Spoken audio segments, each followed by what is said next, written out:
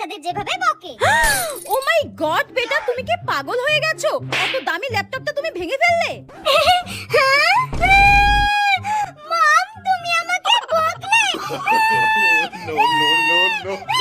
I am so sorry বেটা, please don't Cry. I am so sorry. একটা সামান্য ল্যাপটপের জন্য আমি তোমার উপরে বেশি জোরে চিৎকার করে ফেলেছি বেটা। সো সরি, আমি সত্যিই বুঝতে পারিনি। ড্যাডি আসুক, সব বলে দেবো আমি। এই রে, আচ্ছা ঠিক আছে, চলো তুমি আর আমি আজকে শপিং করতে যাব। ল্যাপটপ থেকে শুরু করে সবকিছু, তোমার খেলনা, রিমোট কন্ট্রোল কার, সবকিছু কিনে আনবো। হ্যাঁ, রিমোট কন্ট্রোল কার, খেলনা সব কিনে দেবে?